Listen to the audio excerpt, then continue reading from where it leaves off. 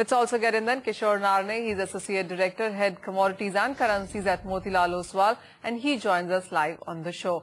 Kishore, hi, welcome. Let's start with precious metal space first. It's going well. The markets are awaiting the Fed data, the Fed meeting rather this week itself.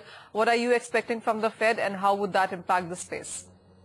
I think, Manisha, mostly as the market expectations are built up that there will be fresh infusion of liquidity into the markets.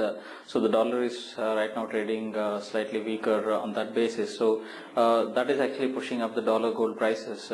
But again, at the same time, we have seen that euro weakness due to that European situation, and the Italian Prime Minister Monti has been threatening to resign, and that problem taking to another level, the political crisis in the euro, so that is dampening the euro. So I think overall what we are seeing is there is a little bit of uncertainty which is pushing up the gold and silver both, and also the dollar rupee, which has been pretty stable at this point of time, is helping domestic gold as well. But I think for the short term, probably for the day, I'm looking to sell at slightly higher at around 31,400 kind of levels, with stop losses of 475.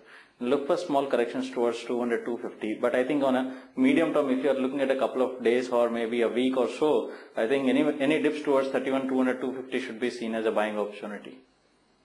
Kishore, how would you look at the crude prices? Because there's a turnaround, and then we have been talking about the Middle East premium coming into the prices. And with the latest Chinese data, would you say that it adds more credibility to the price rise? Yeah, I think the entire non-precious complex, it could be base metals, it could be crude, has been now sentimentally boosted by this Chinese data. It's been pretty much weaker on the expectations, and also as the actual data. I thought even the unemployment numbers have been pretty much revised upwards. So I think markets are now discounting that China would be coming up with some kind of a stimulus packages which would boost the commodity demand, and that kind of sentimental play is there in both energy and the industrial metals complex. So at this point of time, I think there is a couple of dollars rally left out in at this point of time. We are seeing a slightly bottoming out kind of a thing. So probably we can see 4,800 to 850 kind of levels in crude. So one can go long on crude at these levels. To the base metal space then, Kishore, the Chinese data of course is doing wonders to that space, 1% plus kind of gains coming in for copper, and ditto much the same thing for other base metals as well. Would you turn a buyer here?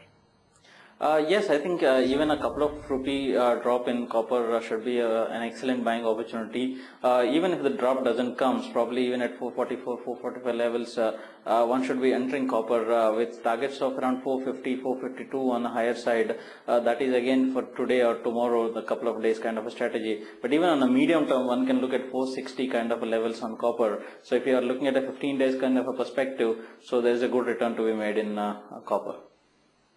All right, Kishore, we'll let you go at that. Thank you so much for joining us with your strategy.